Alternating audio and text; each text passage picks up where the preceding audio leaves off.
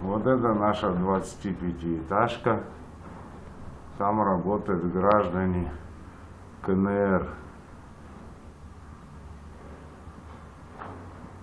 Слева на самом верху сидит гражданин КНР, убирает доски, которые летят прямо на машины. Вот сюда. Вот так они падают. Прямо на людей, на проезжую часть.